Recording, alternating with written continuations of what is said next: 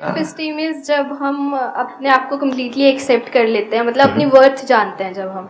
और self confidence is के हमारे अंदर वो कॉन्फिडेंस होता है कि हम ये चीज़ कर सकते हैं। बिल्कुल परफेक्ट एक्सप्लेनेशन दिया है इन्होंने। यानी कि खुद की जो हमारी नज़र है खुद को देखने की, दैट इज सेल्फ स्टीम। और कॉन्फिडेंस मीन्स कि मैं इस काम को कर सकता हूं। कि अगर आपसे कोई पूछता है कि क्या आप ये कर सकते हो, तो आप क्या कह रहे हो कॉन्फिडेंस से? हाँ मैं कर सकता हूं। आसान है, बशर्ते कि आपको वो आता है काम करना। कि भाई स्विमिंग कर सकते हो, इस नदी के अंदर बहाव तेज है, तो आप क्या कहोगे? आसान है, मारो छलांग। तो ये क्या है? Is it confidence? This is over confidence.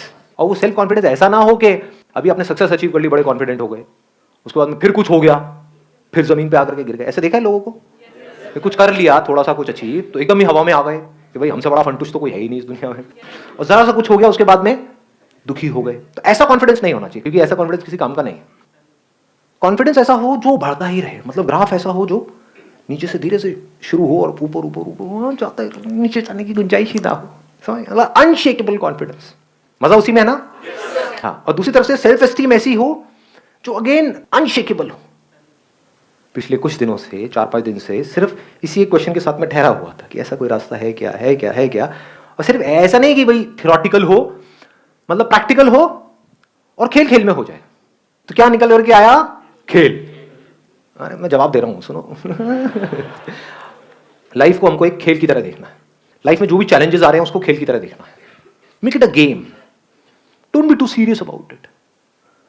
Life is not a problem to be solved, life is a game to be played. अब खेल में ऐसा क्या होता है?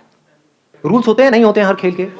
अगर उन रूल्स को हम फॉलो करें तो, अगर हम सिर्फ जीतने के बारे में सोचें और रूल्स की धज्जियां उड़ा दे, तो ऐसे बंदे का सेल्फ एस्टीम कैसा होगा? कॉन्फिडेंस हो सकता है।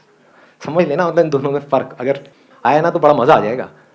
अगर कोई खिलाड़ी है वो सारे रूल्स को प्रॉपर्ली फॉलो करता है, उसकी सेल्फ एस्टीम ज्यादा होगी या कोई घपलेबाज है उसकी ज्यादा होगी? आराम से सोच के बोलो। मतलब खुद की नजर में कौन ऊपर होगा? जो आदमी ईमानदार है, जो बेईमान है? ईमानदार है। ऐसे बढ़ती है सेल्फ एस्टीम। एग्जाम्पल दूं अगर मैं एक ऐसे बंदे का जिसको आप सब जानते हैं, महेंद्र सिंह धोनी, सबने नाम सुना है? समझ पा रहे हो मैं क्या कह रहा हूं? सिर्फ उस इंसान में कॉन्फिडेंस नहीं है, सेल्फ कॉन्फिडेंस नहीं है, वो तो है ही, सेल्फ एस्टीम भी बहुत तगड़ी है। सेल्फ एस्टीम कैसे बनती है? जो भी खेल आप खेल रहे हो उसके रूल्स को फॉलो करके। यानी कि चाहे कुछ भी हो जाए, गेम हारते हार जाए, इंडिया हारती हार जाए, चीटिंग नहीं करेंगे, बेईमानी नहीं करेंगे। तो धीरे धीरे क्या होता है, ऐसे आदमी की कैसी इमेज बन जाती है कि अगर अंपायर को भी कंफ्यूजन है कि भाई ये आउट है या नहीं है, तो उस बंदे की तरफ देखेगा, तो उसका रिएक्शन क्या है। समझ गए? सेल्फ एस्टीम बढ़ने से क्या होता है, उस बंदे की आप शक्ल देखोगे तो वहां पर एक ठहराव नजर आएगा, पीसफुल होगा वो बंदा। That is self esteem, that is more important than anything else. अब आते हैं कॉन्फिडेंस के ऊपर। कॉन्फिडेंस कैसे बढ़ता है? किसी भी खेल में कॉन्फिडेंस कैसे बढ़ता है? कोई खेल है, आपको खेलना नहीं आता है और आपसे मैं पूछता हूं कि हाँ भाई खेल लोगे, आप बोलते हो हाँ खेल लूंगा, तो ये क्या है? ओवर कॉन्फिडेंस है। आप बोलते हो मैं सीख लूंगा, मुझे नहीं आता है खेलना लेकिन मैं सीख सकता हूं और फिर मैं खेल सकता हूं, दैट इज कॉन्फिडेंस। तो जिस भी फील्ड में आप कुछ भी करने वाले हो उसके 3 पिलर्स हैं। अगर उसको हम बारीकी से समझ जाएं तो हमारी परफॉर्मेंस ऑटोमेटिकली बेटर हो जाएगी।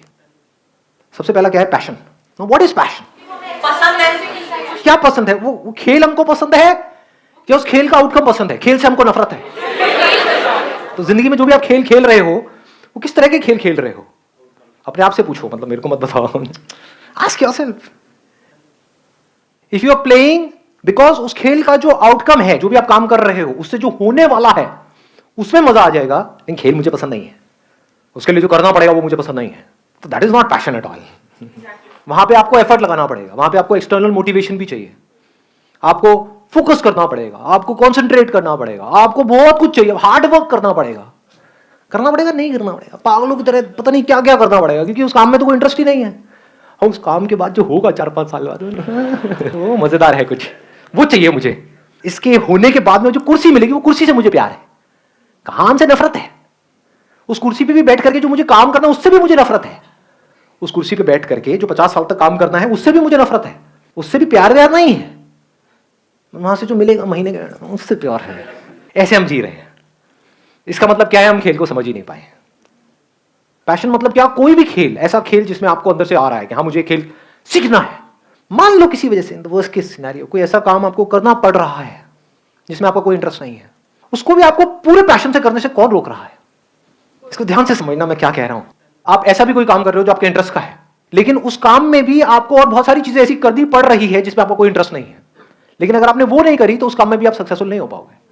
कि आपको इंटरेस्ट है बैटिंग में, आपको मैं तो सिर्फ बैटिंग ही करूंगा, फील्डिंग मेरे बस की नहीं है, कैच तो मैं छोड़ूंगा ही छोड़ूंगा, बॉल आएगी तो मैं नहीं पकड़ने वाला, मेरा कोई इंटरेस्ट नहीं है जी, I am too passionate about my batting. तो इस बंदे को क्या बोलेंगे, भाग यहाँ से, है कि नहीं? और दूसरी तरफ से बंदा ऑलराउंडर हो तो बढ़िया है। आ गई ना मेरी बात पकड़ में? कि अगर उसका फील्डिंग में इंटरेस्ट नहीं भी है लेकिन क्रिकेट में इंटरेस्ट है तो उसको दोनों सीखनी पड़ेगी। समझ पा रहे हो ना मैं क्या कह रहा हूं? आप बोल तो देते हो पैशन, बट पैशन की कभी हम डेप्थ में नहीं जाते। What is passion? कि मेरा एक काम में पैशन है, ठीक है, आपके घर वालों ने बोला हाँ जाओ कर लो, जब करना शुरू किया तो पता लगा अबे ये क्या काम है, ये तो बॉडी की भी वॉट लग गई, माइंड की भी वॉट लगी हुई है, मन ही नहीं कर रहा कर देगा, फिर क्या करोगे? करना शुरू भी कर दिया छोड़ दोगे, बैक टू पवेलियन, घर वालों के पास जाकर के बोलोगे नहीं जो आप कह रहे थे वही सही है, ये मेरे को पैशन पूछन के चक्करों में नहीं पड़ना है। तो पैशन की हम डेप्थ को कभी समझ ही नहीं पाते हैं।